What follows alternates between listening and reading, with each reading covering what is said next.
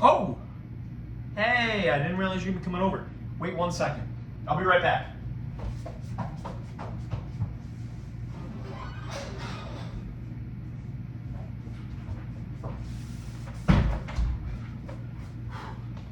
All right.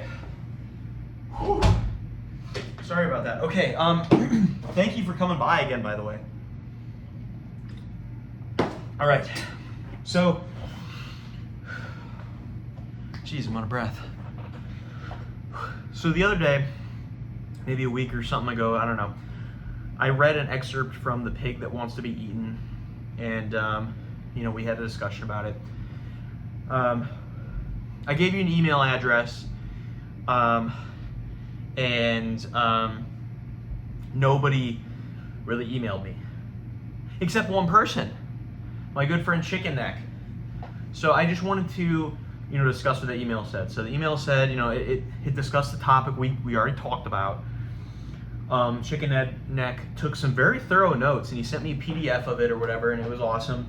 And he really grasped the material, and he had some good stuff to say about it, and he asked that I make another video like this. So I'm doing this for you, Chicken Neck, also known as Ed, or like Bloodstone Gun. So I was just taking a look at this the other day, and I found one that seems kind of interesting. The title intrigues me. So what I'm going to do now is I'm just going to read this prompt from The Pig That Wants to Be Eaten. Then I'm going to read the author's explanation, and then we can talk about it, right? I haven't read the author's explanation. I only kind of skimmed the prompt. So Marion was used to the inconvenience of discovering archaeological remains during construction projects, but nothing had prepared her for this. The day they found the shaft, a message was delivered to her explaining what it contained. At the bottom of the shaft was a sealed box containing a Michelangelo statue. The box was booby-trapped in several ways. Opening it would set off a bomb. It contained a gas, which, if exposed to oxygen, would explode, and other ingenious traps were built in it. The upshot was that the artwork could never be revealed, as any attempt to do so or move the box would destroy it. But such a dangerous time bomb could not be left underneath what was to become a hospital. So there seems to be only two solutions. Either abandon the hospital and leave the work of art secure but unseen, or destroy it safely. In the circumstances, there appeared to be little choice for Marion but to order the bomb squad to conduct a controlled explosion. But she couldn't help thinking that it would be better for the statue to remain intact, even if no one could see it. All right. So you know the drill. You've been around here for a while. Sorry, I'm a sleepy little guy. Take some notes as to what you think, right? Now, while you do that and you give your interpretation of the situation, I'm going to read the authors. I mean, I have my thoughts. I'll be sure to explain them afterwards. I'm going to use this purple pen to underline while you do that. So you can get to work.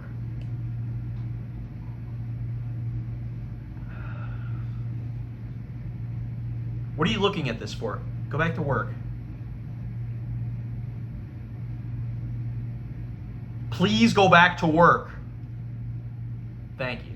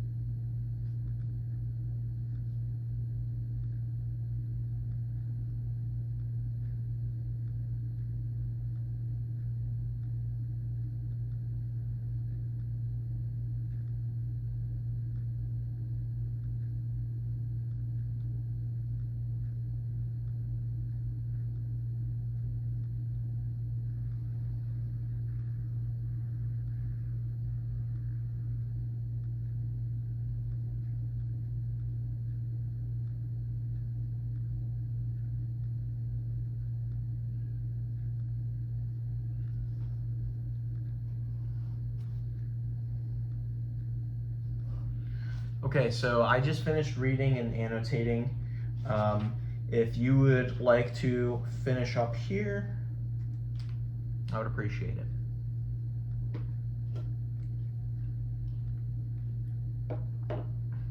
All right, so there's a bit to discuss here, right? Yeah, I think art is important. I think that that's a fair thing to say. Is it more important than a hospital? I don't know. Probably not, honestly. Okay, so I think there's one quote in here in the author's explanation that I thought kind of summarized it up, or summed it up, I guess, not summarized. But what is at issue here is whether there is any point in such an artwork existing if no one can see it. That's basically what the crux of the issue is here. If no one can see the art, then where does its value come from?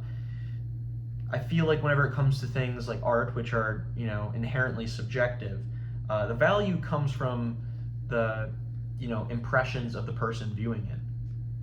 I think that there's a paragraph here that I thought was kind of worth sharing, so I'm just going to read it here. Are they valuable in themselves, though, or does their value lie in what they do for those who observe them? And by they, he means the artwork. It is tempting to think that they are valuable in themselves. Michelangelo's David would be no less of an artistic achievement if no one had ever seen it. Even if a never seen or never to be seen David would be a great work of art, what would be the point of its existence? It may have benefited its creator in some way, but after he died, for whom or what is the point of a work no one can admire? The reason I thought that was interesting and worth talking about is because this just goes towards the philosophy of art in general. Whenever it comes to creating art, at least in my opinion, you feel free to disagree and write this in your little thing if you disagree, right? Or agree, it doesn't matter. You can just write it. Write something right now, please. Thank you. So in my opinion, art, the main person that should be benefiting from it is the person creating it. I could definitely see or imagine some counter arguments to this kind of perspective, but overall I feel that when it comes to art, to get the most authentic and by extension the best product that you can get, the person who is creating it probably needs to care about it, right? I think that makes sense.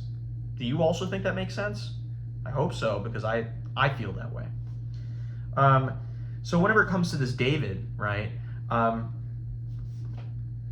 think whenever it was being created, it is worth existing just if Michelangelo derived some pleasure from either creating it or being able to know that he has created it, which I think are two separate and distinct kind of concepts, which is a whole other thing entirely. But I digress. I think that another line or a set of lines here that were interesting.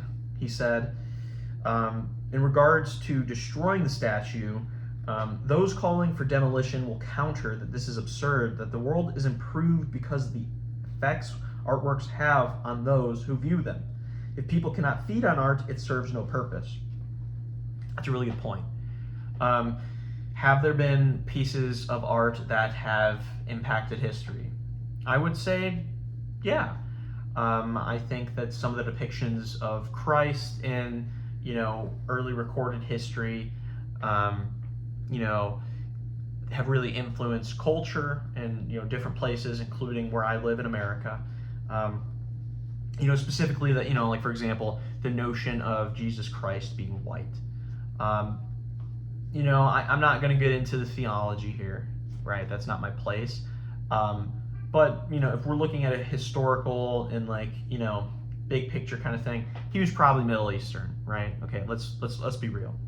But a lot of artwork has portrayed him as white. So even in places that aren't white, such as the Philippines, parts of Africa, that sort of thing, the pictures and depictions of Christ are usually white. And there's an asterisk, by that, because there are some denominations that believe Christ was a different race. But that, for example, or we look back to the Vietnam War for a more contemporary kind of thing. The photograph of the children running after they got hit with napalm. Again, like, photography is definitely an art form, right? So that's why I'm bringing this up. That definitely changed sentiments, as well as that famous picture of that, like, North Vietnamese, or no, sorry, the South Vietnamese, like, higher up, like admiral or whatever, like executing some random civilian. That was, throughout the newspapers in the United States, around that time, and it really did change the sentiments towards the war. So, that is to say, a song or, statue or image, however created, can definitely have an impact on the world around us. But that impact is not necessarily the only thing that matters when it comes to creating art. Because the fact of the matter is, most people that create art don't have, like, this widespread impact on, like, the rest of the world. People have an impact on the world just by existing. Everybody does. The whole butterfly effect thing, it's, at least in my opinion, it is a real thing. And, everybody's lives matter, and everybody contributes something different to this world, whether they, realize it or not. But, in most scenarios, the art that, like, I create, for example, it's probably not gonna, like, lead to, a change in sentiments or a change in values. But that doesn't mean that it's not worth me creating it, because I get enjoyment from creating the art. Or perhaps I also, or I guess I should say, get pleasure from knowing that I have created that. I think that those are both things that are, worthwhile whenever it comes to creating something. On that point, the author has a quote here: "An open gallery is better than a shut one, but a shut one is better than no gallery at all." Again, let's say, like, I love painting, right? And I have a room filled with these paintings. Imagine this room is filled with paintings. Like, literally, like, I'm, like, pushed up against the wall, struggling to breathe, filled with paintings. Nobody ever sees them.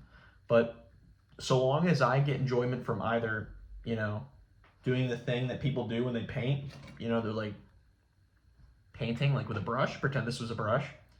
Or if I get the pleasure from knowing that I have created the individual painting, or if I have pleasure from knowing that I created this room that's filled with paintings, I think any of those reasons are completely valid for creating that art. And that's kind of the only justification you need. I think another thing that the author said that I think is worth discussing, he said, "The nagging doubt remains. Don't we need appreciators of art for art to have any value?" Again, we already kind of talked about this.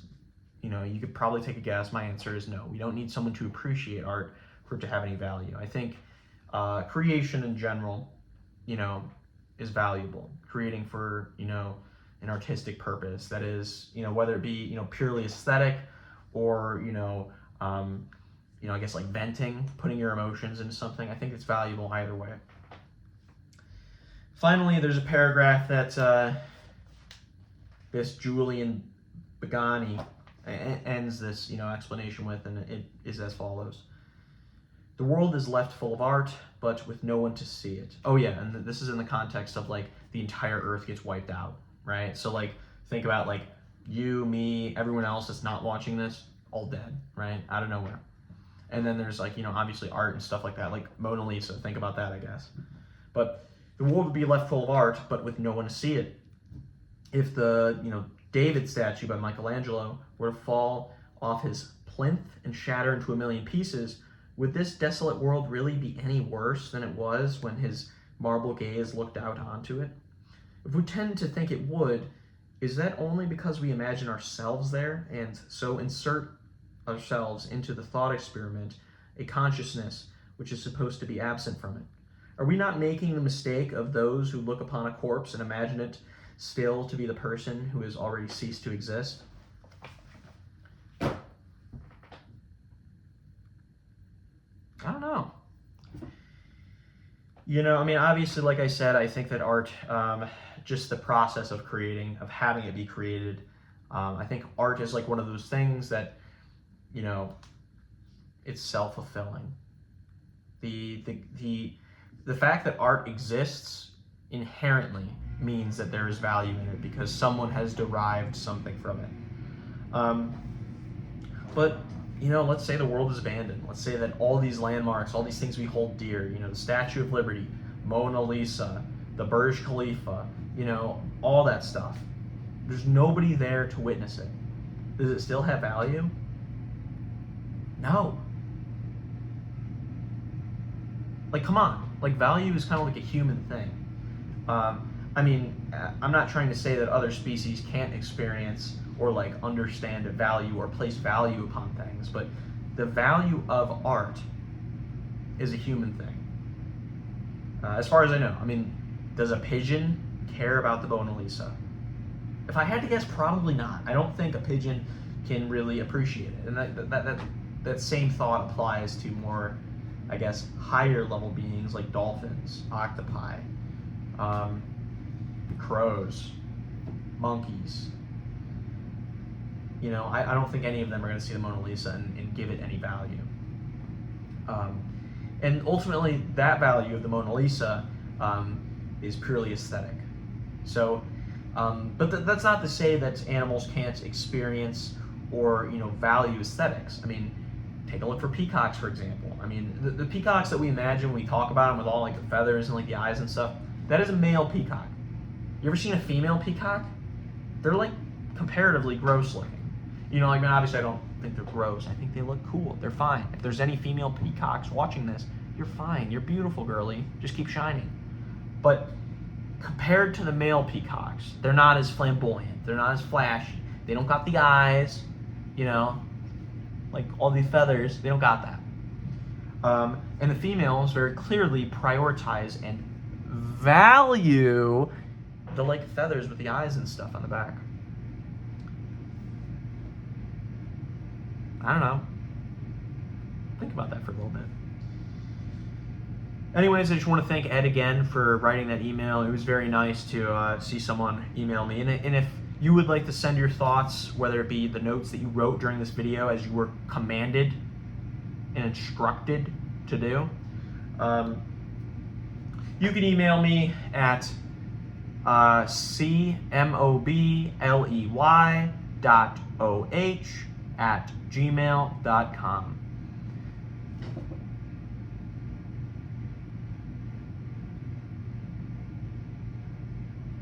Have a good night.